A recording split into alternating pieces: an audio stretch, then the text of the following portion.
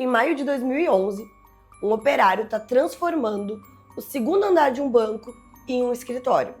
E nesse andar tinha uma lareira. E ele viu que nessa lareira tinha um pedaço de pano. E ele resolveu puxar esse pedaço de pano. E simplesmente caiu em cima dele um monte de roupa velha e ossos humanos. Hoje eu vou te contar 4 histórias de paredes que foram abertas e sobre o que foi encontrado lá dentro. Um cara que ficou preso durante 27 anos numa chaminé de 35 centímetros, uma mulher que desapareceu enquanto todo o bairro dela era demolido, um marido que recebeu detetives na sala de casa sem que eles nunca encontrassem nada, e uma menina que morreu há mais de 150 anos e ficou exposta na vitrine de um museu sem que nunca ninguém soubesse o nome dela. Se tu não me conhece ainda, eu sou a Lana Lerrer, esse aqui é o Arquivo A, e se tu curte caso real, mistério e história bem contada, tu tá em casa, é só isso que rola por aqui. Tem episódio novo toda semana, então te aproxega, te inscreve, deixa o like pra não perder nada novo. E agora bora pra história.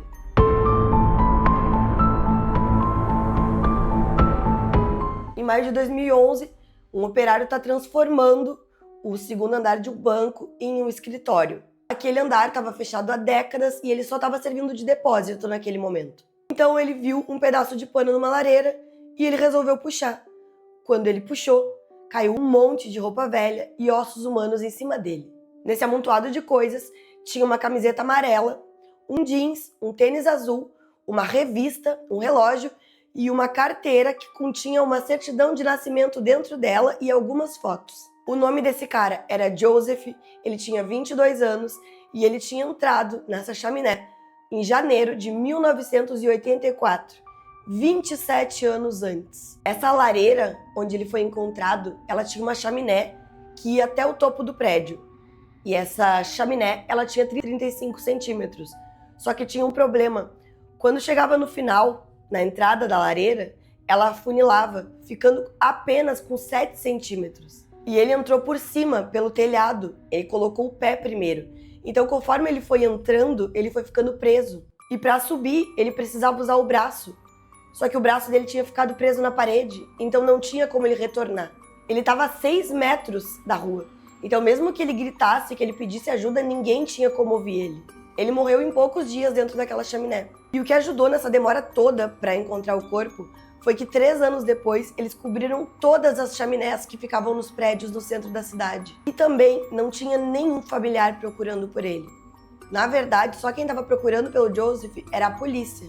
O Joseph, ele cometia alguns delitos e a polícia estava procurando ele por causa da posse de um carro roubado naquele ano. E a mãe dele, ela não registrou um desaparecimento porque ela achou que ele estava fugindo, porque ele já tinha fugido da polícia outras vezes. Então ele nunca ficou formalmente registrado como uma pessoa desaparecida.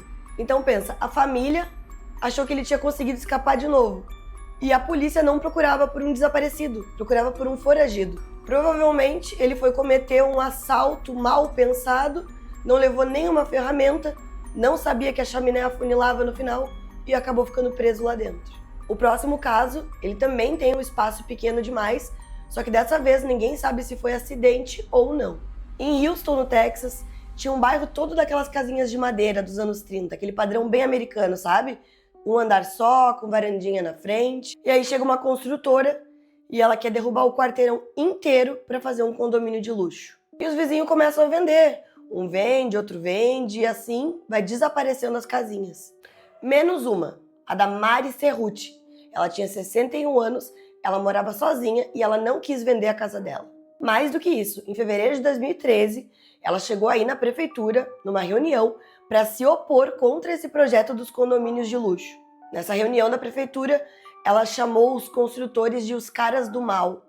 Mas o projeto mesmo assim foi aprovado. O condomínio subiu em volta dela dos dois lados, aquela casinha ficou ali espremida entre os prédios. Ela continuou morando ali sozinha, cercada por obras, e em 2015 os vizinhos pararam de ver ela.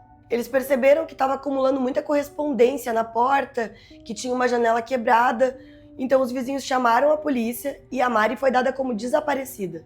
E aí acontece uma sequência de coisas normais. A hipoteca ela parou de ser paga e o banco executou o imóvel em setembro daquele ano.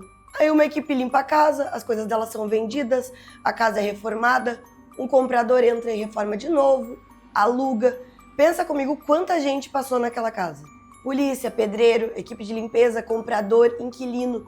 E nunca ninguém subiu no sótão para olhar direito. Em março de 2017, os novos moradores estavam se mudando para essa casa. E eles repararam uma fresta numa parede. Então, quando eles olham mais de perto, eles enxergam ossos humanos. O esqueleto da Mari Cerruti estava completo dentro daquela parede, junto com algumas roupas que já estavam bem desfeitas, sapatos e um óculos vermelho. Ou seja, a Mari nunca saiu daquela casa.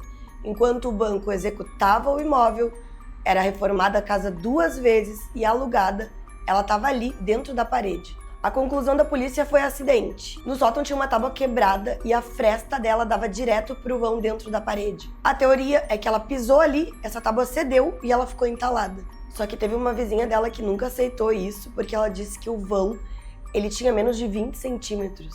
Ela não acreditava que um corpo inteiro pudesse passar por um vão um pouquinho maior do que uma nota de dinheiro. Ela também falou que tinha umas 200 pessoas de olho naquela casa e que qualquer um podia ver que a Mari era uma senhora idosa, frágil e sozinha. E os óculos, eles foram o que fechou essa identificação, porque os óculos eram do mesmo modelo daqueles que ela tinha usado na reunião da prefeitura em 2013. Aquela reunião que ela chamou os construtores de os caras do mal. O próximo caso é diferente dos 2 primeiros, porque aqui alguém sabia, mas não conseguia provar. Em Nova York, 20 de dezembro de 1985, a Joanne é professora e dá a última aula do ano. No dia seguinte, ela não aparece em um compromisso que estava marcado e um pastor liga para a polícia em nome do marido dela para registrar o desaparecimento dela. Não foi o marido que ligou, foi um pastor em nome dele. O marido se chamava James e a versão dele foi a seguinte. Ele disse que ele tinha saído para o trabalho e quando ele chegou em casa, ele encontrou um bilhete datilografado. E esse caso de desaparecimento caiu na mesa de um capitão que se chamava Mittelstead. Ele bateu o olho no James e já soube. Ele contou isso quase 30 anos depois e foi bem direto. Disse que nunca teve dúvidas que o James sabia sim aonde estava a esposa. Que ele era um homem frio, seriamente frio. Só que até aquele momento, o capitão não conseguia provar. Os vizinhos descreviam o James como um cara muito esquisito, solitário. Eles disseram que o James, ele parava e ficava olhando para o nada na frente de casa, que ele ficava lendo jornal dentro do carro durante várias horas. E um vizinho até contou que uma vez viu ele dirigindo com um manequim no banco do carona. O James convidou os detetives para entrarem na casa dele, respondeu todas as perguntas, foi super cordial. Aí tu imagina a cena, o capitão com a certeza absoluta que aquele cara tinha matado a esposa, sentado na sala, fazendo perguntas, olhando em volta e indo embora sem nada. Porque suspeita não dá mandado e sem mandado não se abre paredes. E por 28 anos, esse desaparecimento ficou exatamente assim. Em dezembro de 2012, os vizinhos eles perceberam que eles não estavam mais vendo James na rua, então eles chamaram a polícia entrou na casa e encontrou o James morto com 82 anos por causas naturais. A casa estava tomada de lixo e ninguém da família entrou em contato para reclamar o corpo. O condado então enterrou o James por conta própria e contratou um empreiteiro para ir limpar a casa. Então, em junho de 2013, o empreiteiro está tirando o lixo da casa e ele encontrou uma parede que não devia estar ali. Era uma parede falsa e atrás dela tinha uma caixa de plástico grande, dessas de armazenamento tipo baú com tampa. E essa caixa era grande o suficiente para caber um corpo dobrado ali dentro.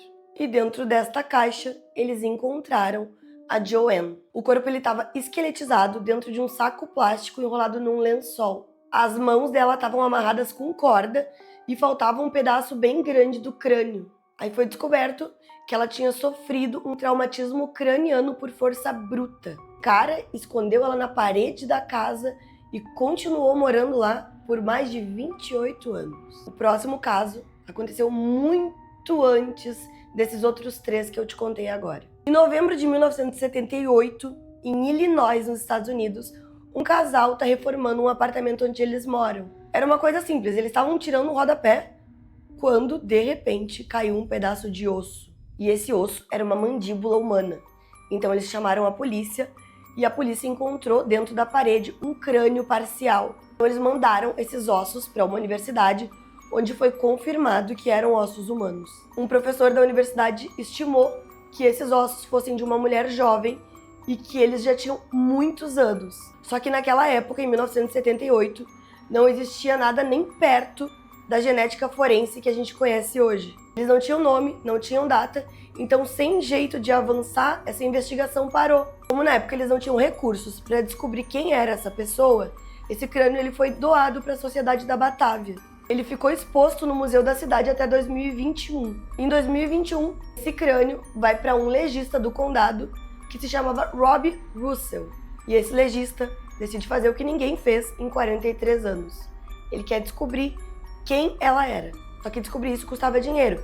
Então ele passou anos catando fundos para poder fazer esse exame. Em dezembro de 2023, ele ainda estava arrecadando. Quando o dinheiro sai, esse material vai para um laboratório do Texas que é especializado em cruzar DNA com árvore genealógica. E 2 semanas depois chegou o resultado.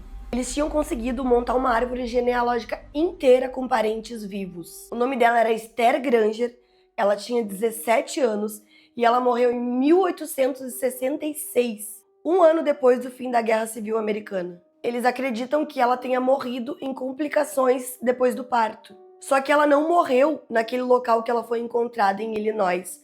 Ela morreu em Indiana e ela foi enterrada em Indiana. E o crânio dela foi achado em uma parede 112 anos depois, a mais de 300 quilômetros de distância de onde ela tinha sido sepultada. A teoria do legista é que ela tinha sido vítima de roubo de cadáver.